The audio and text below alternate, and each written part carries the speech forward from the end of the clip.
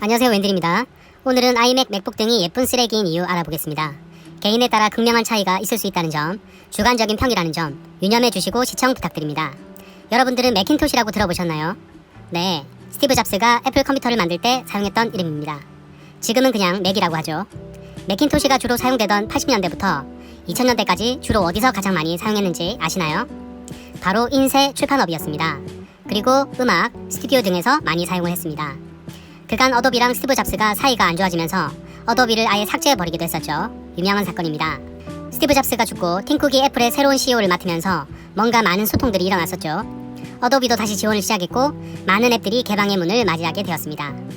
1980년대부터 2000년대까지는 제가 앞서 말씀드린 분야에서 주로 사용이 되었고 세계 점유율이 10%가 되지 않았습니다.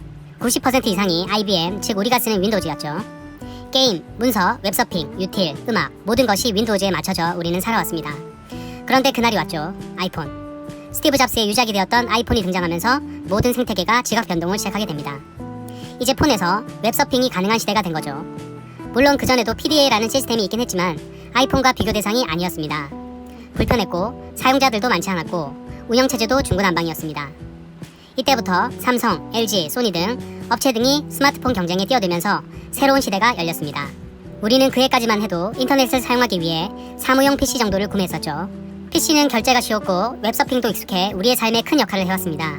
하지만 시간이 흘러 이제는 손안에서 모든 것이 가능해졌습니다. 스마트폰에 맞춰진 포털 앱들, 쇼핑 앱들, 소셜 앱들, 이제는 더 이상 PC를 인터넷 서핑을 하기만을 위해 구매하지 않는 상황이 오게 된 것입니다.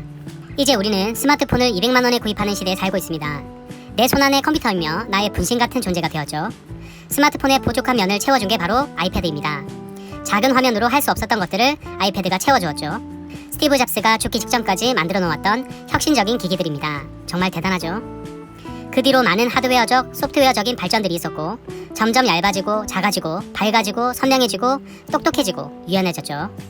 이제는 앞서 말씀드린 점유율 부문에서 애플이 엄청난 도약을 했다고 말을 할 수 있겠습니다. 미국 나스닥 시총 1위가 되었으니까요. 이것이 애플이 어떻게 시간을 잘 활용했는지 증명해왔다고 볼 수 있습니다.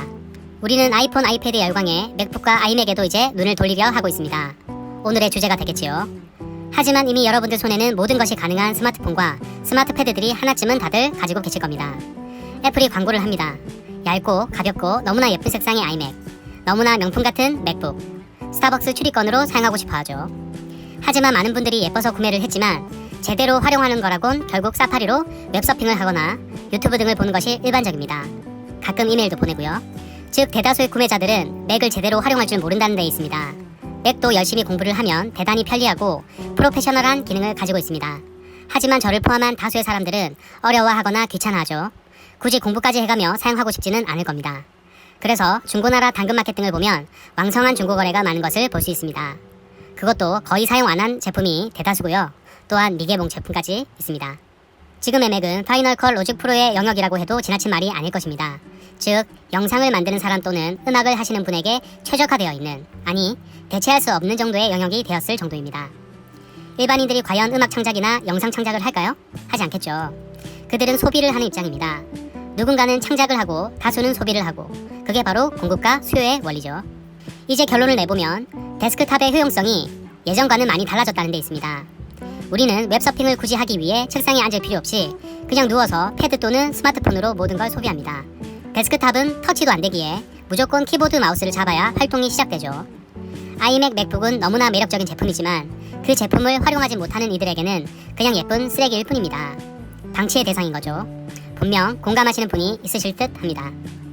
결국은 내가 아이맥과 맥북을 가지고 무엇을 할 것인가를 정해놓거나 계획이 있지 않다면 그냥 자리만 차지하는 예쁜 인테리어가 될 것입니다. 맥북과 아이맥을 고도로 컨트롤하는 누군가에게는 최고의 장부일 테고요. 하지만 그 퍼센트는 아주 작겠죠. 비단 한국에서는 아직까지 활용성의 한계와 맥 OS의 낯설음이 한계인 것은 분명합니다.